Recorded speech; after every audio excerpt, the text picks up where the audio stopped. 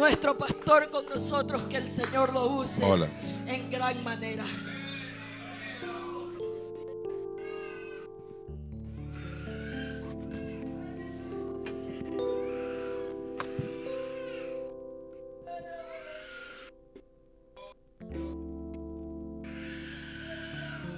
Amén. Bendito el Señor Jesús. Vamos a leer palabra del Señor. Bueno, algo que no le dije en el testimonio de lo de Cayambe es que cuando nos cambiamos al localcito, porque hicimos algo provisional, le decía al hermano Alfredo García en esa época que asumió la presidencia, allá vamos a estar bien desahogaditos, porque era mucho más del doble donde estábamos alquilando. Y se reía el hermano Alfredo cuando fue como una espuma esa congregación allí. Se llenó el local y me decía él riéndose, ¿y no ibas a estar aquí más desahogadito? Llegaron ahí mucha gente que ni los conocía, pero que habían sido parte de la iglesia en algún momento y que estaban por ahí en alguno de esos cerros. Y bueno, gracias a Dios. Seguramente que por acá hay muchas personas también que están alejados o, como se dice también, fríos. Pero aquí estamos para seguirle sirviendo al Señor. Le damos bienvenida a una amiga vieja. O vieja amiga, no sé cuál de las dos queda mejor. Rosita, junto al esposo. Bienvenidos también. Vamos a abrir nuestra Biblia en el nombre del Señor Jesús. Domingo pasado iniciamos tratando el tema hechos a su imagen, como es el tema también del eslogan a nivel nacional. Y iniciamos con eso, pues. Pero en esta hora vamos a mirar el título: causas por las que el enemigo, o el diablo en este caso, expresa su enemistad hacia nosotros. Es un poco extenso el título, pero para que tengamos una idea bien clara de cosas, ¿no? Porque siempre las personas que se arrepienten piensan en las cosas que tienen que dejar, pero no saben las cosas que tienen que recibir. Y habemos algunos de nosotros que también las aflicciones, las circunstancias nos atrofian la visión y pensamos, uy, ¿por qué tengo que estar pasando esto si soy hijo de Dios? ¿Por qué tengo que pasar esto si soy hijo de Dios? Entonces vamos a mirar algunas causas por las que el enemigo expresa su enemistad hacia nosotros.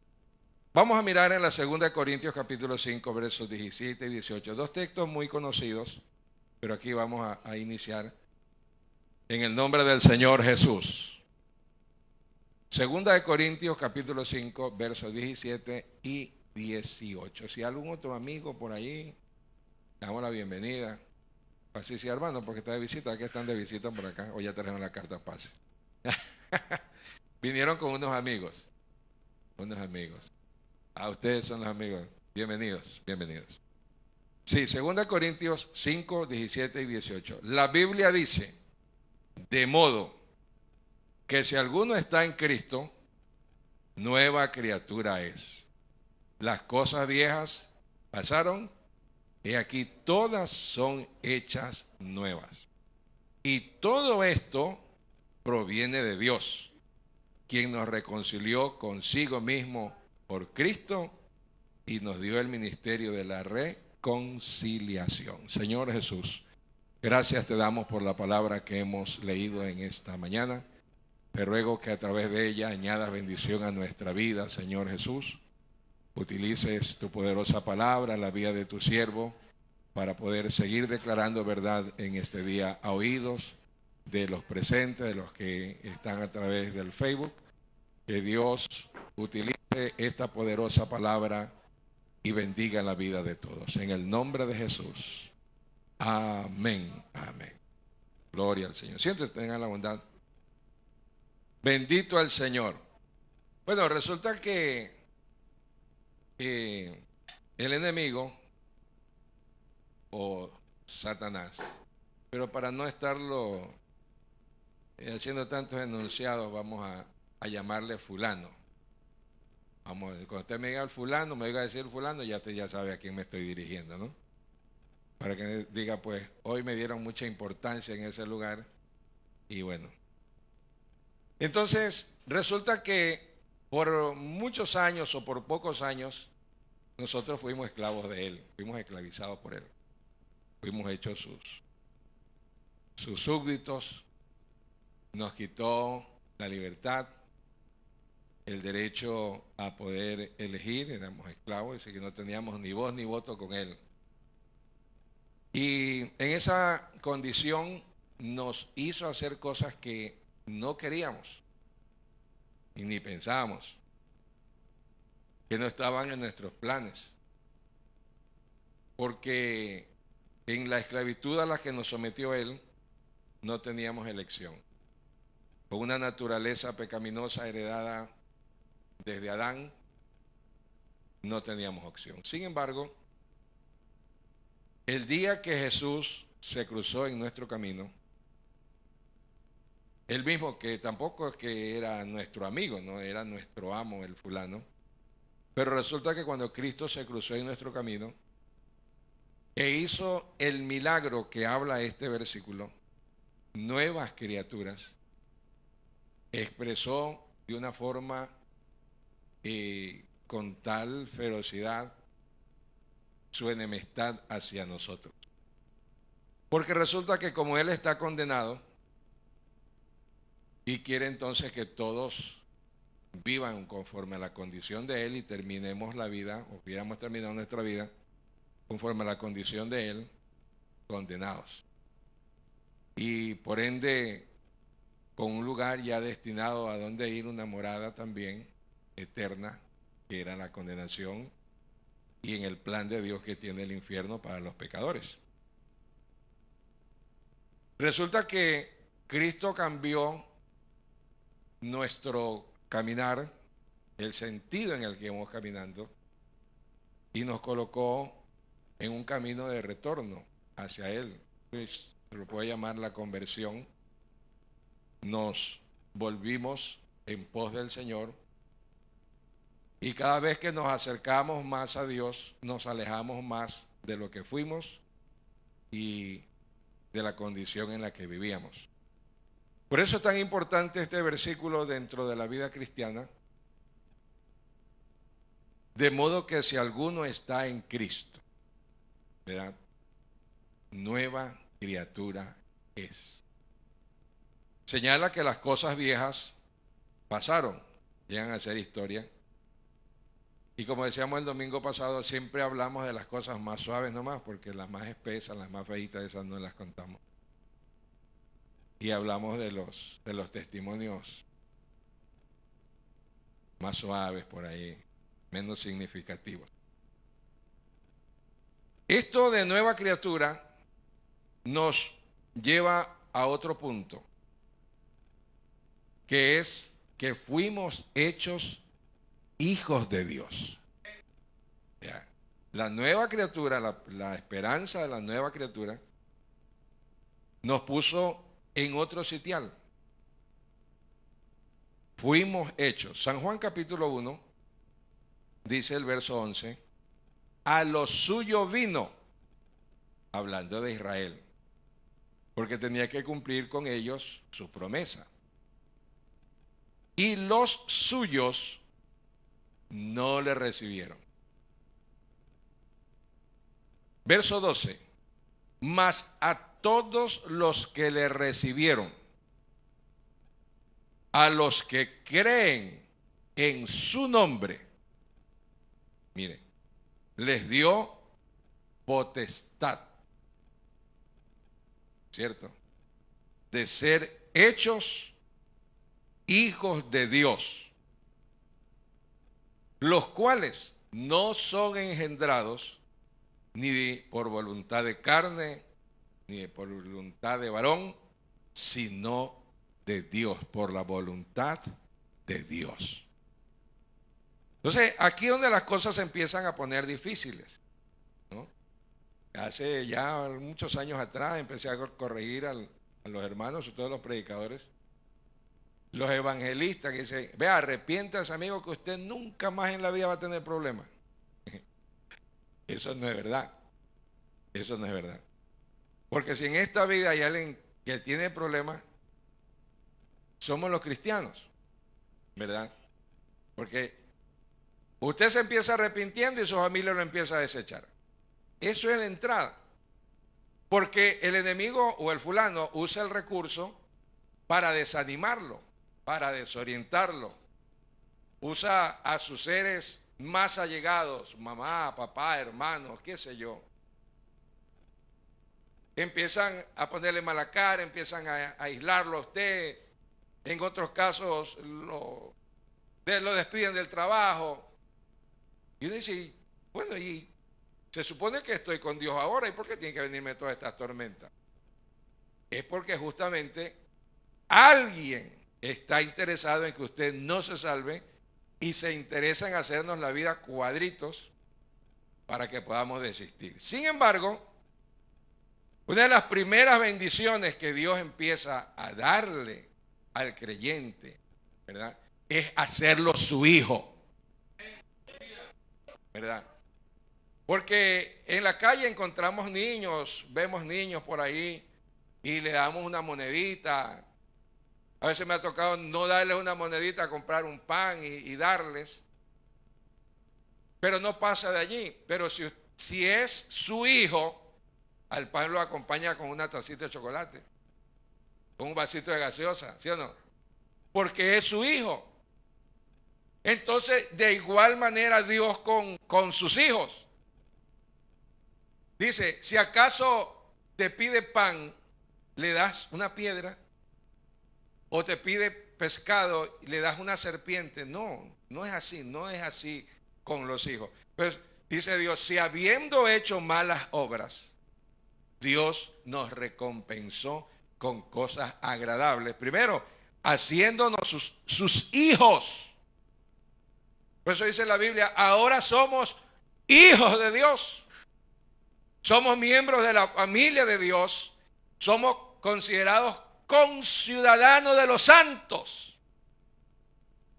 Es decir, que Dios lo empezó a colocar en un sitial muy especial. Y se empezó a hacer o a notar la diferencia entre el antes y el después. Son los hijos a quienes se convierten en herederos. ¿O no? Claro, son ellos principalmente. Ahora han habido algunos casos que los muchachos se han portado mal y terminan siendo herederos. Alguna vez leí por ahí algo que le había dejado en herencia a un gato. Un señor le había dejado un gato que tenía de mascota. La herencia se la dan a los empleados, a los mayordomos, a los choferes, lo reparten entre sus empleados, lo donan a alguna institución por allí benéfica.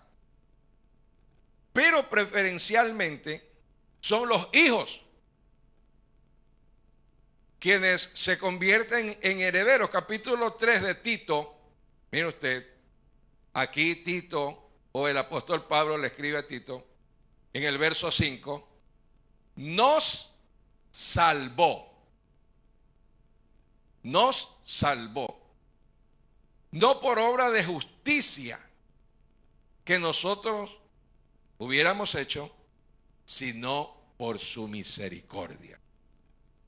Por el lavamiento de la regeneración, por la renovación en el Espíritu Santo, para que justificados por su gracia viniésemos a ser ¿qué?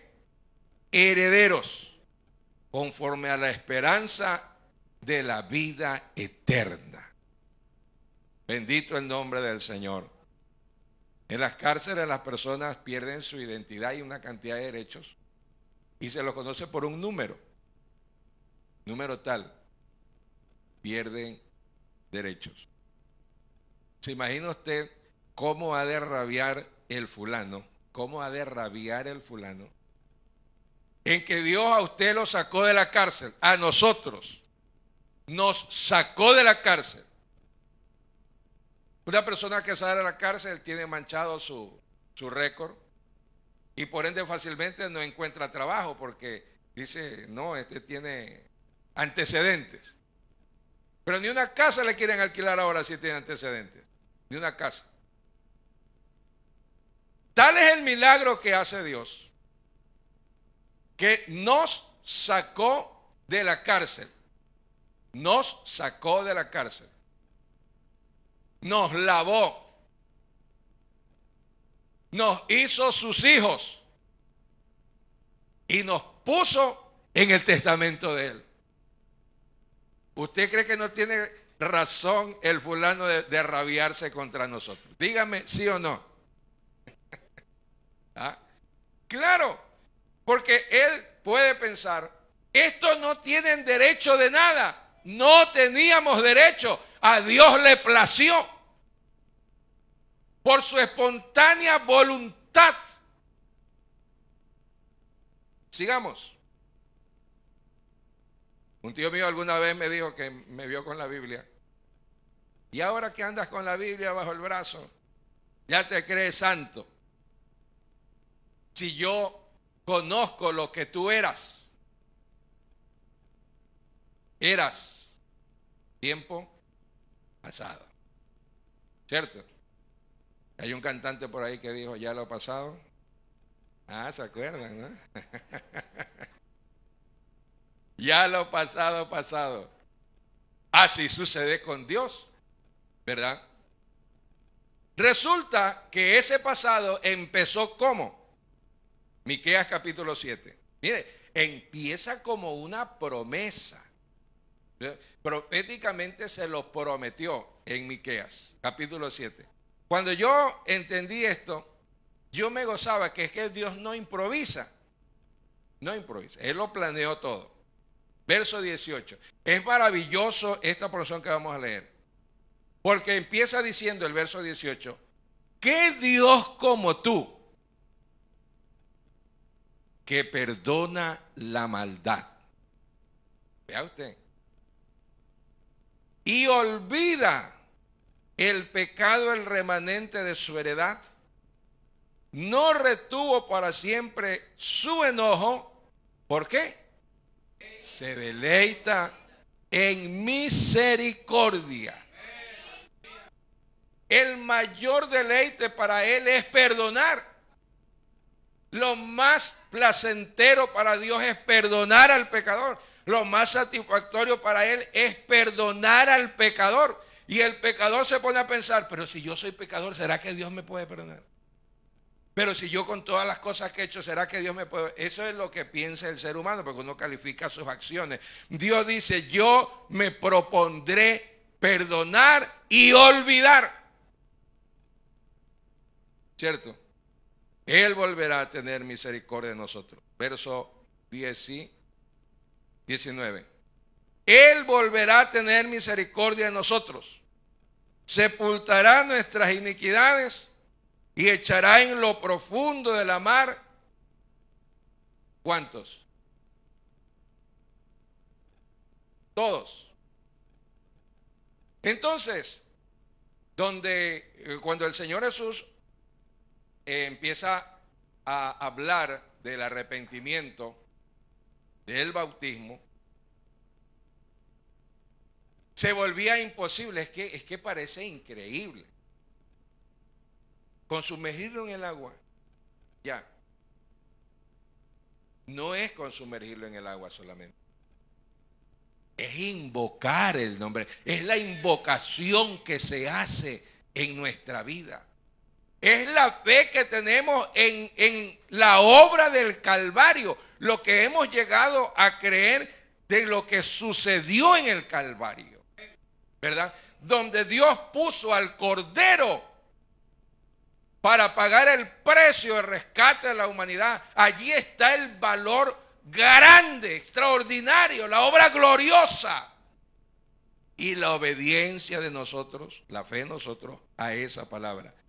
Bautícese cada uno de vosotros en el nombre de Jesucristo para el perdón de los pecados y recibiréis. ¿Sí? Por eso el mundo está lleno de ídolos de dioses. La India es el país que más ídolos tiene, más dioses tiene. Pero aquí señala la Biblia que Dios como tú, que no demanda, no exige, que perdona, que salva, que redime, que restaura, que libera, que sana, que justifica. ¡Qué Dios extraordinario! Sepultó nuestros pecados en lo profundo de la mar. Y Hebreos capítulo 10 señala: nunca más me acordaré de sus pecados. Hebreos 10, verso 15. Dice la Biblia: y nos atestigua lo mismo el Espíritu Santo, porque después de haber dicho: este es el pacto que haré con ellos después de aquellos días, dice el Señor, pondré mis leyes en sus corazones. Vea. Y en sus mentes las escribiré. Y añade: y nunca más me acordaré de sus pecados y transgresiones. Nunca más. Porque donde hay remisión de esto, o sea, de los pecados, no hay más ofrenda por el pecado. Así que, hermanos, teniendo libertad para entrar en el lugar santísimo por la sangre de Cristo, ahora tenemos la oportunidad para poder entrar al lugar santísimo, porque fuimos redimidos, fuimos lavados con la sangre preciosa de Cristo, y donde es Dios el que dice: nunca más. Entonces cuando mi tío me decía: yo te conozco lo que tú eras, él conoce lo que yo era, pero no conoce lo que pasó el día que yo me arrepentí, ¿verdad? Porque eso es entre Dios y nosotros, cada uno de nosotros. Lo que sucedió el día que nos arrodillamos, como le decía el otro día, el versículo: los borrachos no heredarán el reino de los cielos. Allá estaba en la banca número 15, que habían 45 bancas en ese templo, estaba allí en la 15. Y fue la palabra como una... Tenía 17 años, yo no era un borracho, pero candidato firme sí era por la tradición de mis dos familias, los Nasput y los Lorenti. Es decir, que yo estaba hipotecado. Estaba hipotecado. Pero el Cristo de la gloria se propuso con ese texto, que para algunos es duro, que para algunos no lo quieren decir porque es duro, pero bueno, así es la palabra, es como espada. Me traspasó. Cuando invitaron al altar, yo estaba allí en medio, 17 años. Había mucha gente en el altar, yo ahí aparecí. ¿Qué le diría a Dios? No recuerdo qué le diría. No estaba tanto para ofrecer, sino para recibir. Cuando me levanté de allí, vi el mundo de otra manera. Vi el mundo de otra manera. Eso cada quincena de cada año, de cada enero, yo recuerdo que llegué a ese templo siendo nadie. Llegué a ese templo en la ciudad de Ventana siendo nadie. Y salí siendo un candidato para hijo de Dios. Con la esperanza en la vida mía. Extraordinario. ¿No cree que tiene razón el fulano de ser enemigo de nosotros? Ah, claro, tiene razón, pero vamos a seguir mirando. ¿Qué más nos hizo? Apocalipsis 5. Apocalipsis capítulo 5, verso 9. A decir, razón tiene este, pero le vamos a dar mayor razón por lo que hemos decidido quedarnos acá, en él. Y cantaban un nuevo cántico, verso 9, diciendo: digno eres de tomar el libro y de abrir sus sellos, porque tú fuiste inmolado, y con tu sangre nos has redimido para Dios de todo linaje, lengua, pueblo y nación. ¿Verdad? Y nos has hecho, es decir, que no éramos, nos has hecho reyes para nuestro Dios, reyes y sacerdotes, y reinaremos sobre la tierra. Y miré y oí la voz de muchos ángeles alrededor del trono, y de los seres vivientes y de los ancianos, y su número eran 5 millones. 5 millones. Ahí está. Aquí está. Eran su número millones de millones. ¿Cómo le parece?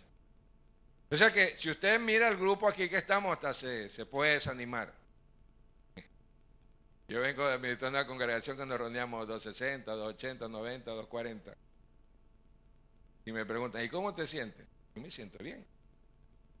¿Sabe por qué? Porque la congregación no es grande por el número.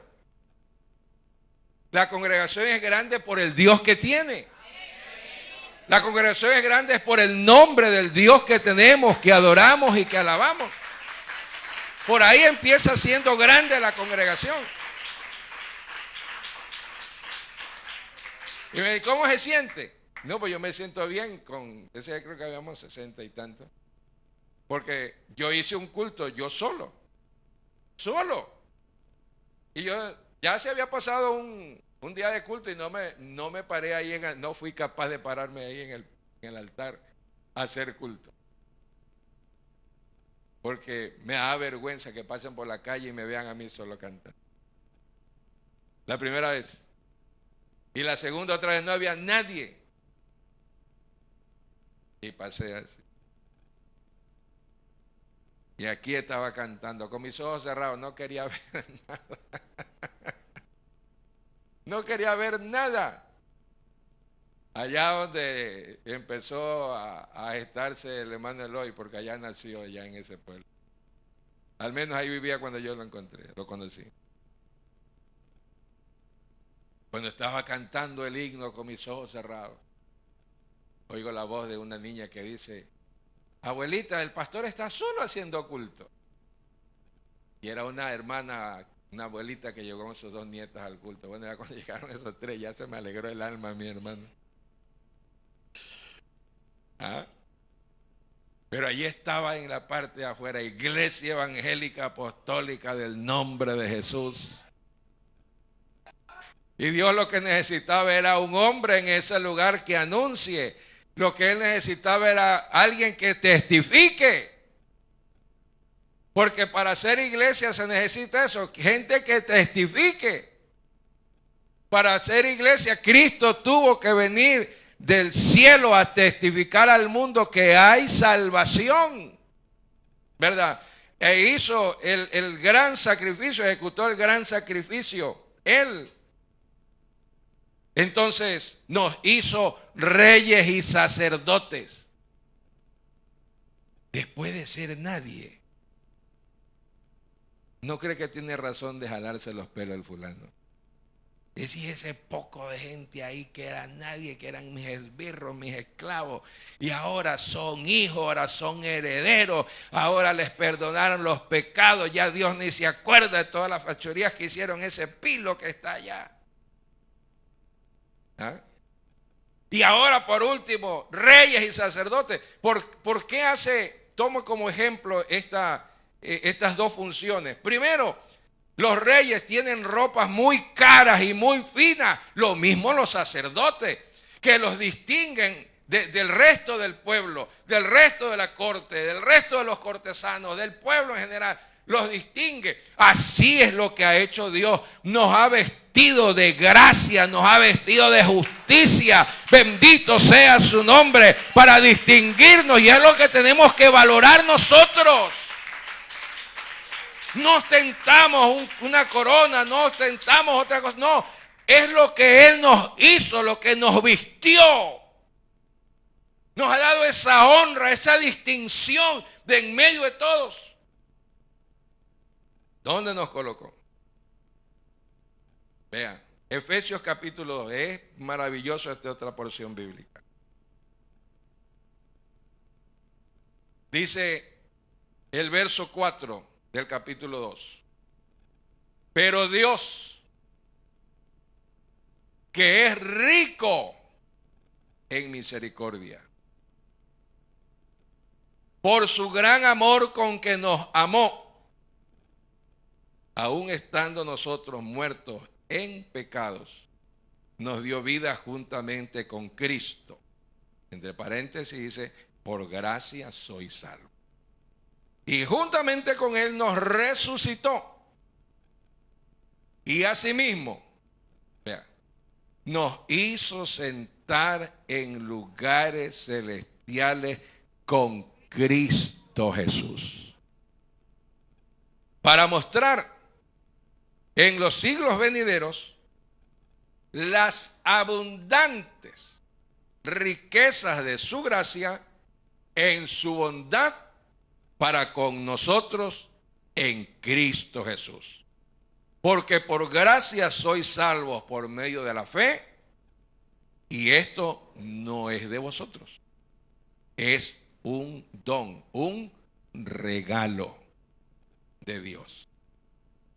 Entonces imagínense, donde se concentra la iglesia, aquí por ejemplo, hablando de la congregación, ¿verdad? La iglesia.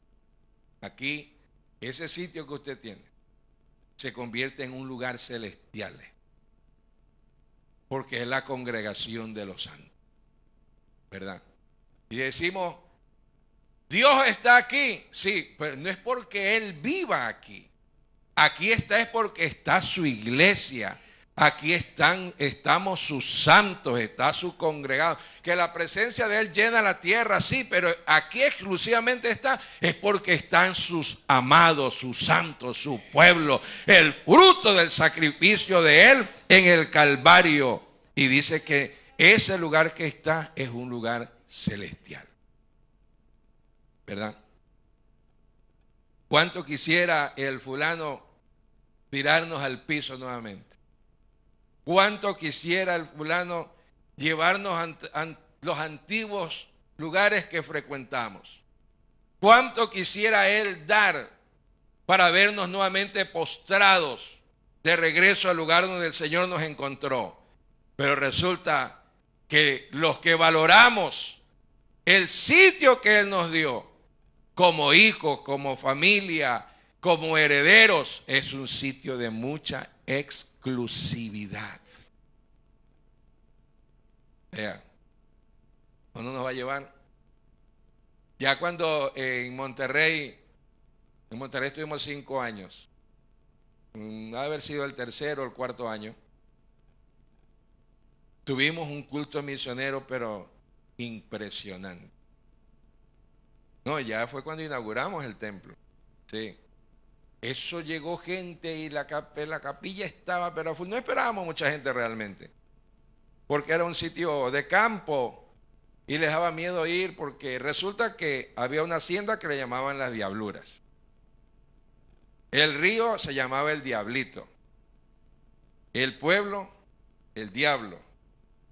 Imagínense, las Diabluras, el Diablito y el Diablo. ¿Quién iba a querer ir para allá? Y molestaban a algunos pastores. Ah, tú eres el pastor del diablo. Imagínense. Pastor del diablo. Pero el pueblo en realidad se llamaba Monterrey.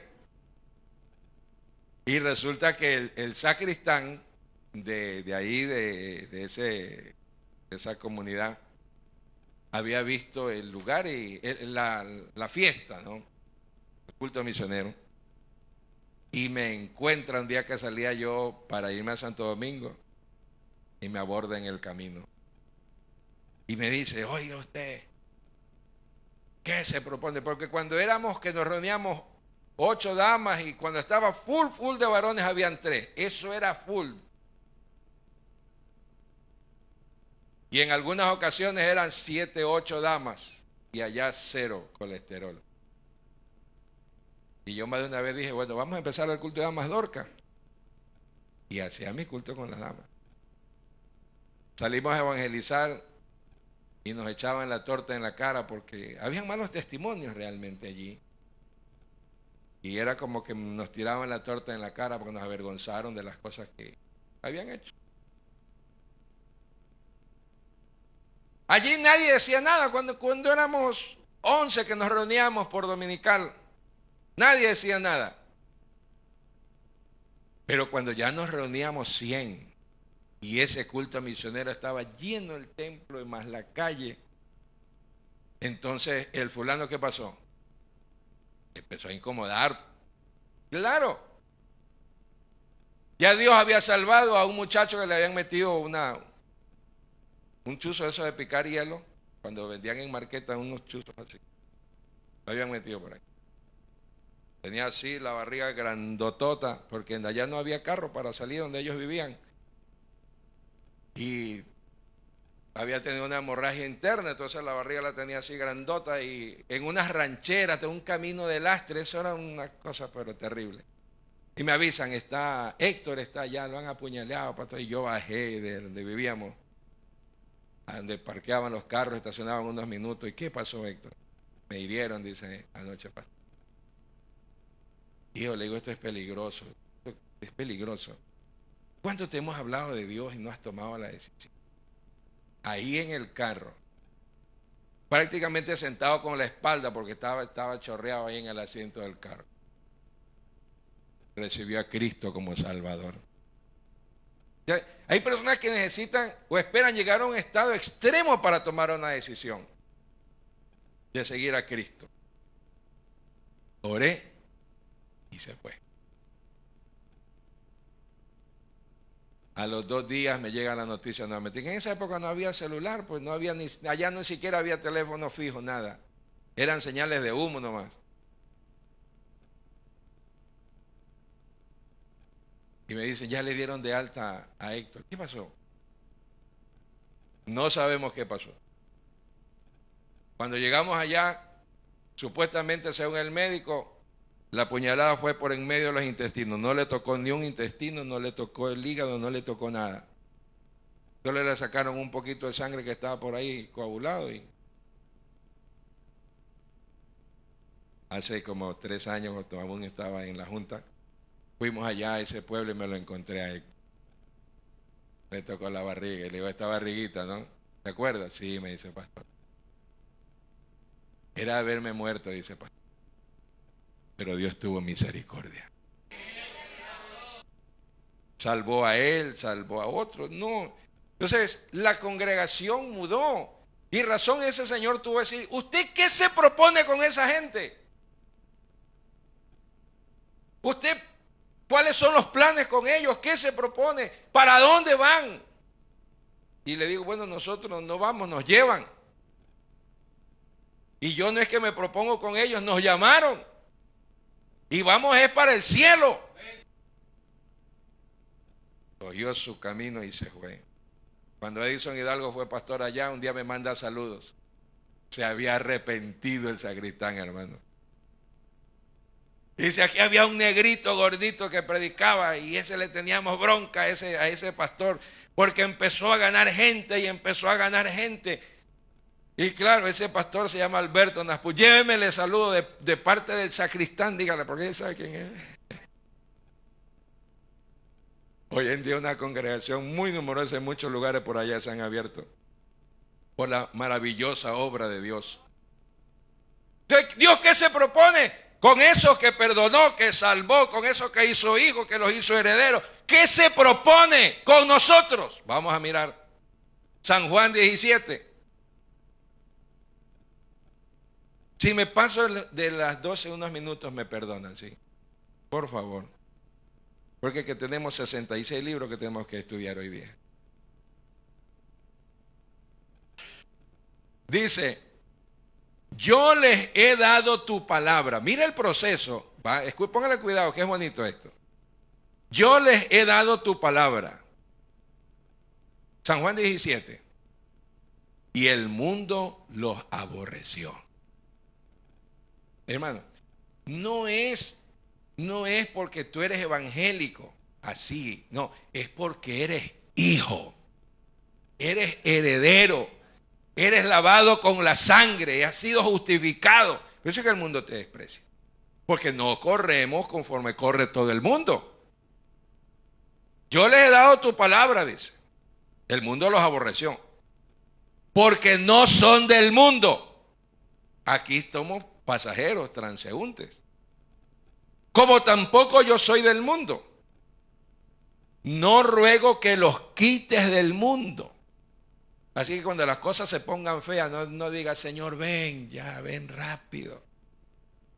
Yo rogaba que venga la primera vez que iba a predicar. Y yo, Señor, ven, por favor, ahorita. ¿Cuántos se hubieran perdido? ¿No? ¿Y cuánto me hubiera perdido yo de ayudarle a Dios? Porque es que es angustiante predicar. Yo les entiendo. Cuando le veo que pastor, no, por favor, ¿por qué? Yo les entiendo, porque yo también pasé por eso. Pero aquí dice, no te ruego que los quites del mundo, sino que los guardes del mal. ¿Sí? Lindo, qué lindo se ve. Y dice, 17, santifícalos en tu verdad. Tu palabra es verdad. Tu palabra es verdad. Como tú me enviaste al mundo, así yo los he enviado al mundo. Y por ellos yo me santifico a mí mismo, para que también ellos sean santificados en tu verdad. Mas no ruego solamente por estos, ya por los que estaban allí en ese momento, sino también por los que han de creer en mí por la palabra de ellos.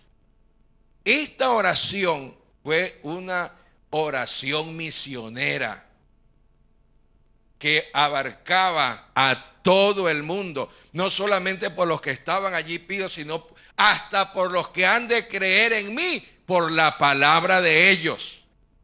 O sea, a quien usted le predique la palabra, ya se le está brindando cobertura de parte del cielo. Hermanos, ya Dios le está brindando cobertura de parte del cielo. ¿Qué más dice? Para que todos sean uno, como tú, oh Padre, en mí y yo en ti, que también ellos sean uno en nosotros, para que el mundo crea que tú me enviaste. ¿Sí? Por eso cuando se escribe la carta a los Corintios, la primera carta a los Corintios, se habla de un tipo de división. Pero no era una división que cogía uno para un lado, otro para otro. No, era una división interna sobre preferencia de liderazgo. A mí me gusta el pastor tal, yo soy de pastor, yo soy de Pablo, yo soy de Cefa, yo soy de Apolo. Era una división de liderazgo. Pero ese tipo de criterio le afectaba a la congregación. ¿Por qué? Porque dejaban de tener la comunión de unidad. Entonces, si predicaba fulano, los que no eran simpatizantes no le ponían cuidado a la palabra.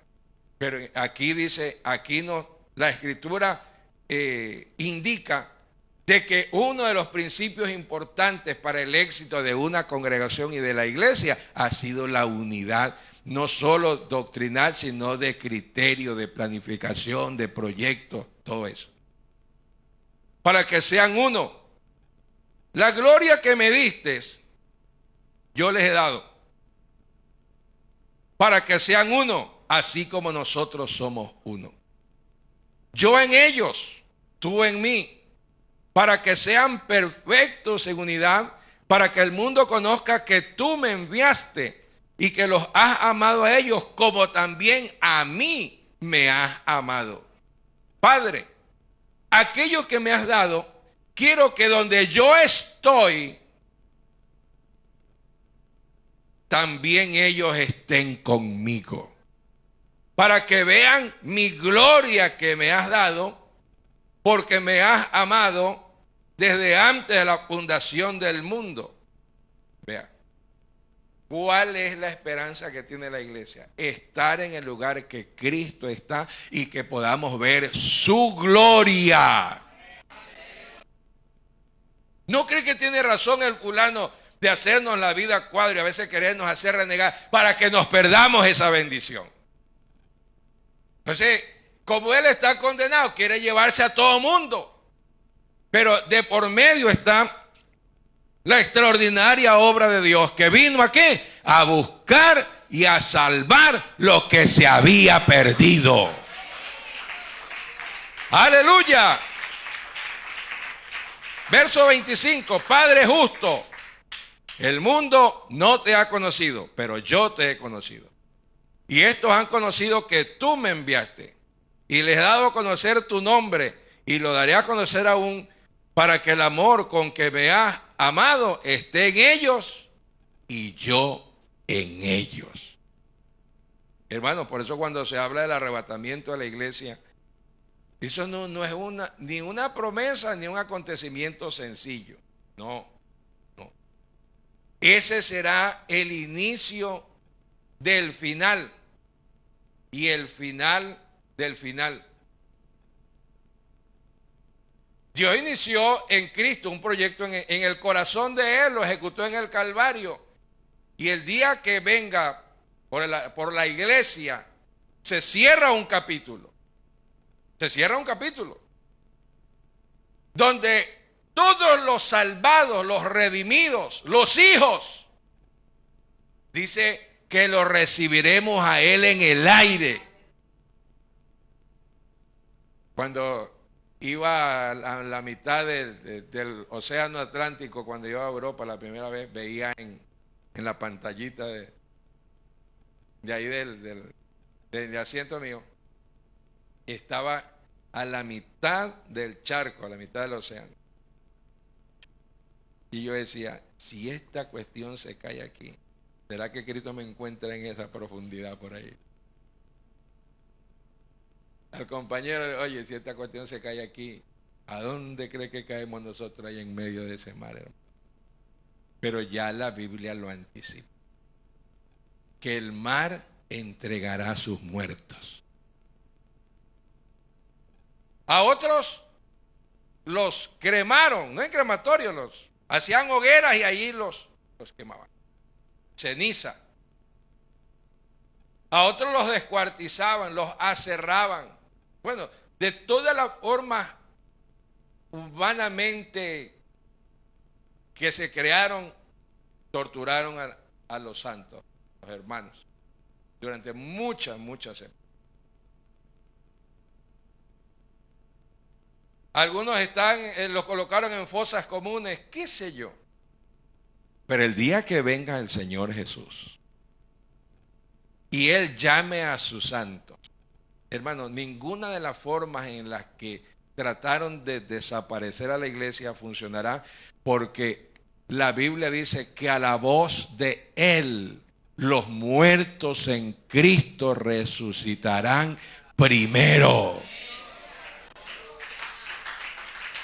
La primera resurrección para vida.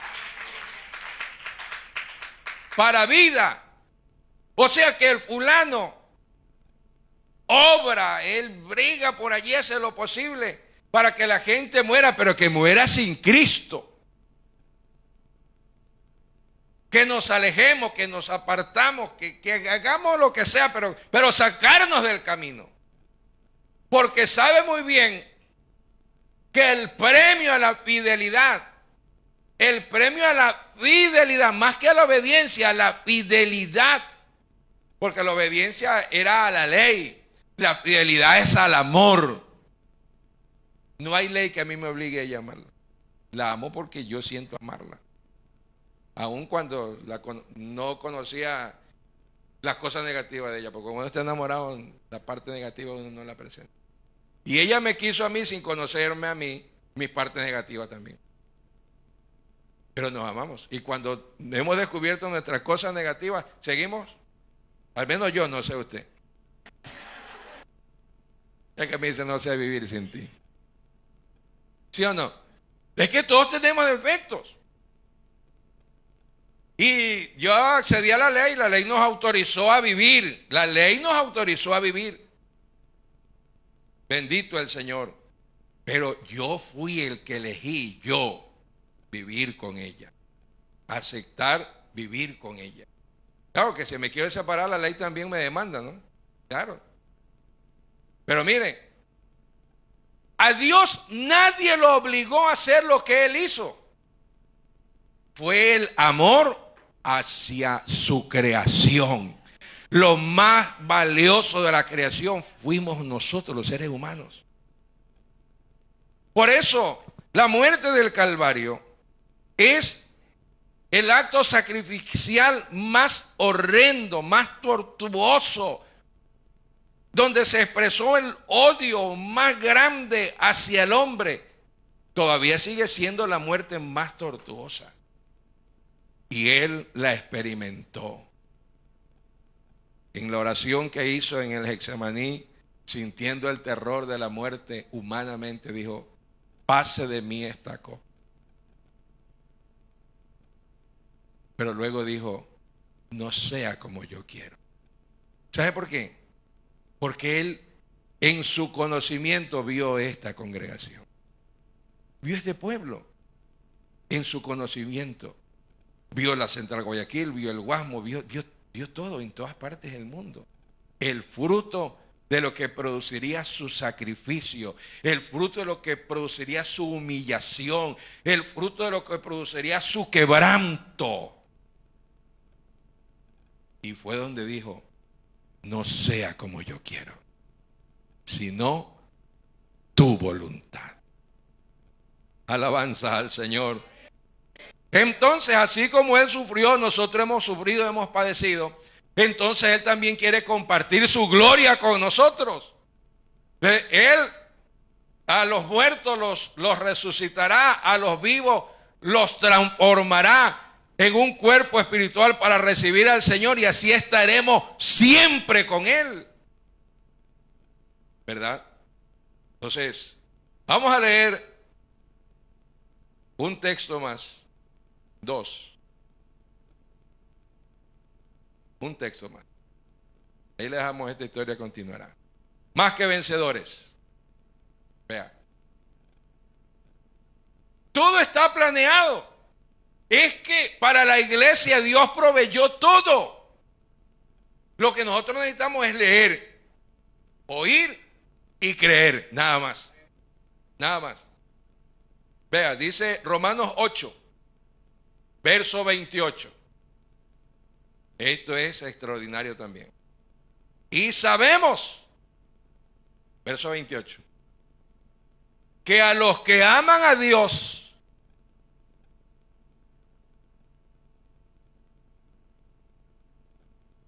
cuando vivíamos allá en la Unión de Atacamés, un día mi esposa estaba embarazada y amanecimos y ella con dolor, con no sé cuánto, con dolor, y yo tenía que ir a hacer un culto en un lugar nuevo. Bueno, ya llevé donde el médico y regresamos a la casa y ella con el dolor y yo me lamentaba por mi culto.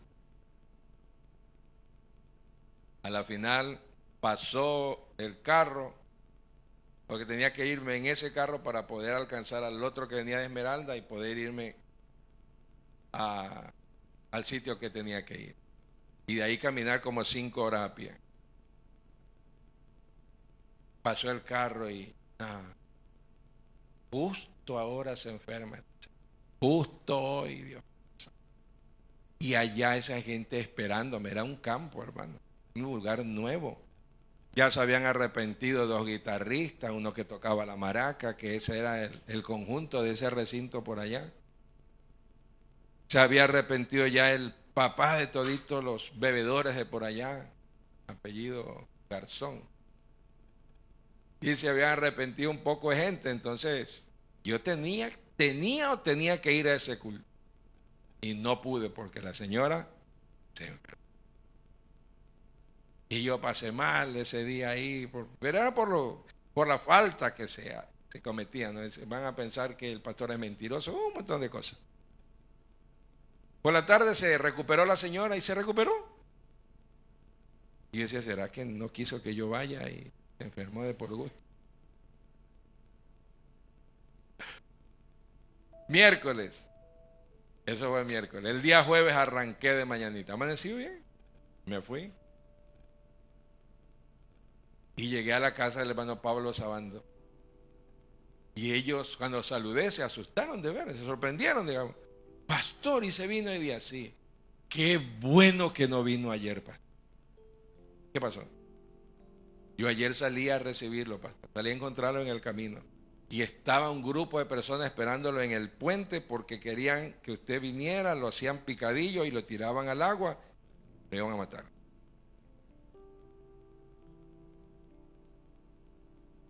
Señor, gracias.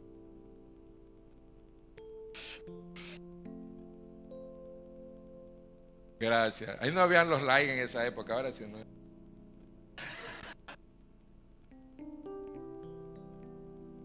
Y a los que aman a Dios,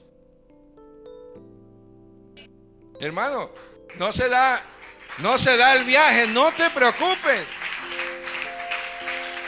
Se pinchó la llanta del carro, no te reniegues. Se acabó el gas, no te reniegues. No te reniegues. Ibas a cobrar un dinero, no te pagaron, no te reniegues. El ladrón estaba esperándote para robarte. No te reniegues. Te despidieron del trabajo, no te reniegues. Señor, me sacaron de este trabajo, ahora ¿a dónde es que vamos? ¿A dónde me vas a llevar a trabajar? No te reniegues, porque lo que el diablo quiere es que nosotros nos reneguemos y pensemos, y el Dios nuestro, y ese es el Dios, ¿qué así que te tiene ese Dios? Eso es lo que Él quiere, hacerte renegar. Deténgase el camino del Señor. Bueno, tengo unos hijos, tengo que pagar una hipoteca, tengo que un crédito, tengo que las matrículas, ya vienen los uniformes, y ahora ¿cómo es que vamos a hacer? Vamos, métalo ahí en el problema. No diga cómo es que voy a hacer, porque ya Dios, bueno, tú verás. Yo hace años que dejé de hablar en unidad.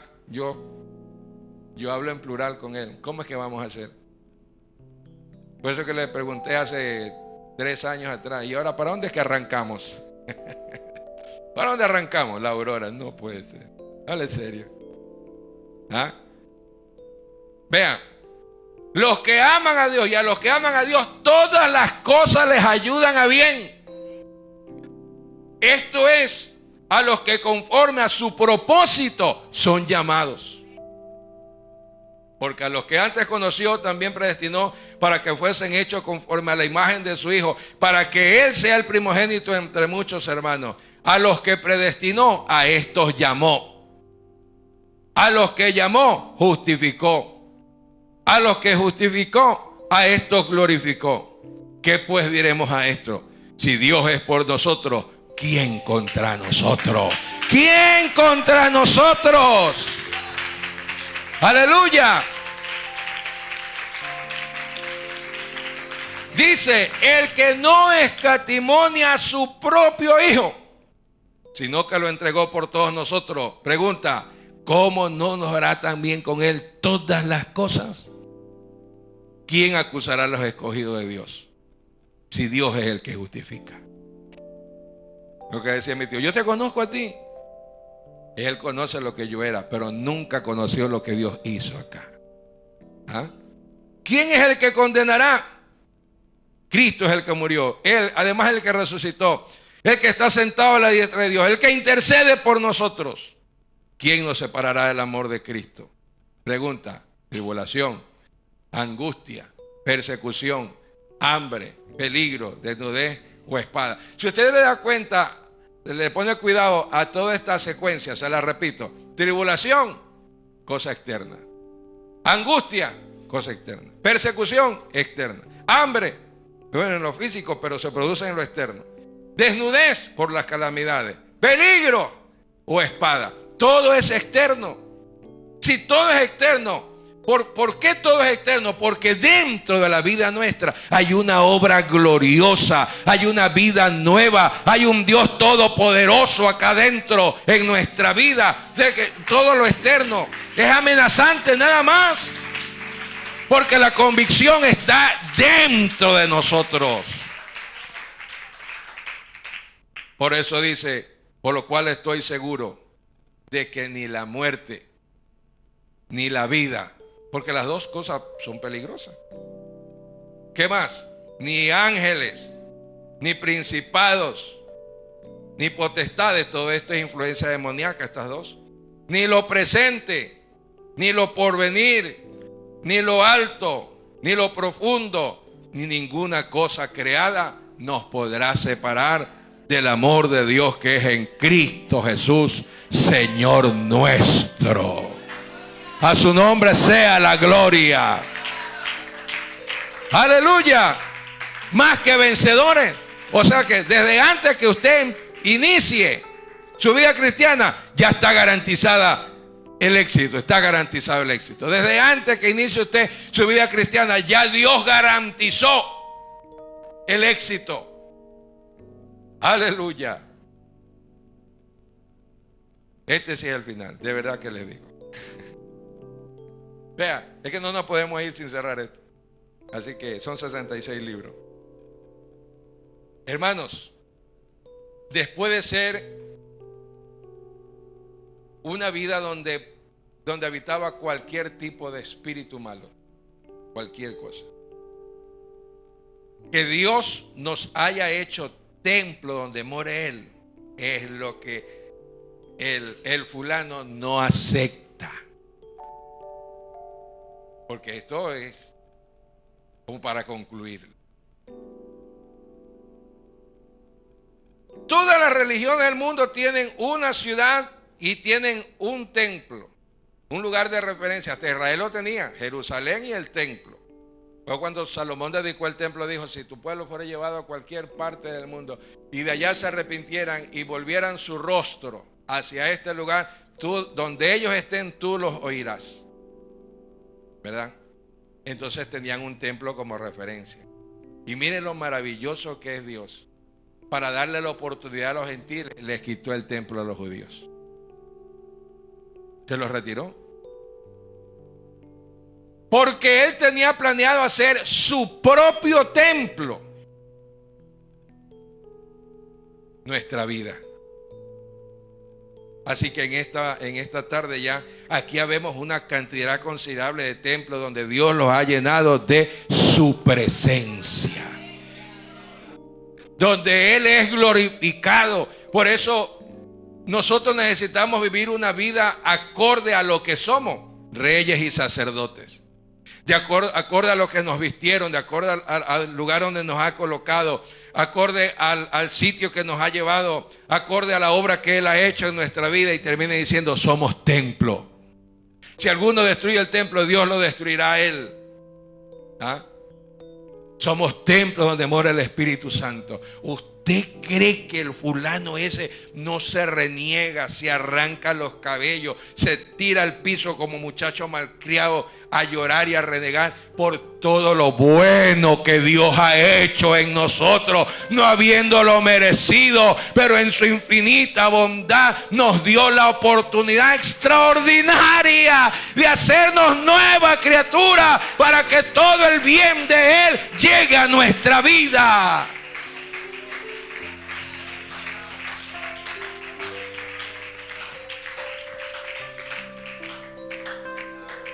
Póngase de pie, hermano. Tenga la amabilidad. Yo no me reniego cuando vienen las pruebas. A veces uno se amarga. A veces uno puede buscar responsables, culpables. Pero hay una palabra que últimamente se la usa mucho. Es un proceso. Porque Dios tiene un plan. Y uno tiene que atravesar un proceso. Para llegar a la tierra prometida, Israel tuvo que pasar un desierto, tuvo que pasar un mar, tuvo que pasar un río. No sé si estás en algún proceso tú en esta hora. Pero lo que sí quisiera es que usted valore todo lo que Dios le pone al alcance de la iglesia. Después de haber sido un PPL del diablo, un privado de la libertad, Él nos sacó a la libertad gloriosa con la que Él nos hizo libres. Él perdonó nuestros pecados, sepultó en lo profundo de la mar, nos hizo herederos, nos colocó en un lugar celestial, olvidó nuestros pecados, los sepultó y los olvidó. Aleluya. Él planea llevar a su iglesia donde está Él, para que donde Él esté, nosotros también estemos. Él nos hizo templo donde Él mora, no donde nosotros vayamos, es donde Él mora. Templos del Dios viviente, del Dios vivo, del Dios verdadero.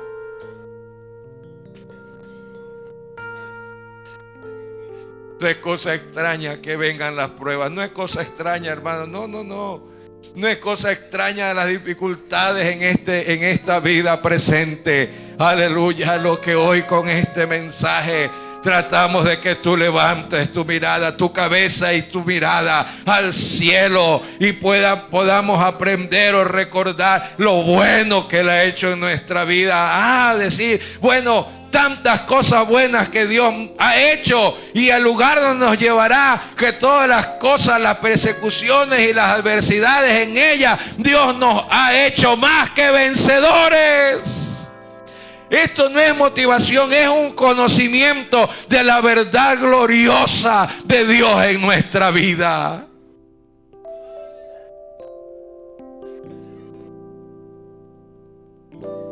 Vamos a adorarlo a Él. Continuemos adorándolo. Sé que lo ha hecho. Aunque ha estado escuchando la palabra, usted lo ha estado adorando allí. Y seguramente usted necesita una victoria, un milagro de parte de Dios. Usted o en su vida, en su familia. Hay una circunstancia difícil, adversa. Pero aquí estamos en la presencia de papá. Aquí está papá, hermano. Aquí está papá. Aquí está su papá, nuestro papá.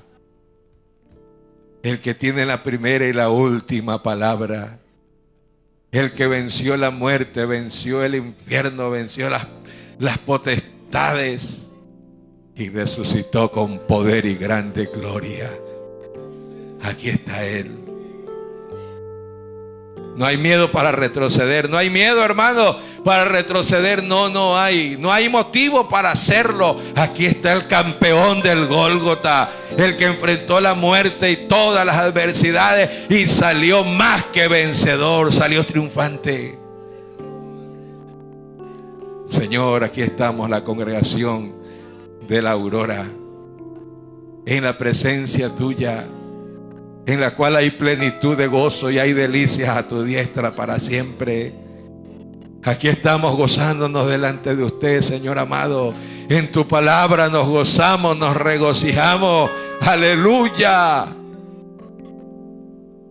Dice que no solo nos conociste desde antes de la fundación del mundo, sino que proveíste para la iglesia el éxito, la bendición. Escucha el clamor de cada uno. Y responde al ruego, Señor. Responde a la petición, responde a la súplica, responde al clamor. De la manera que los hermanos nos dirijamos a usted, escúchenos y respóndanos, por favor. En el nombre de Jesús.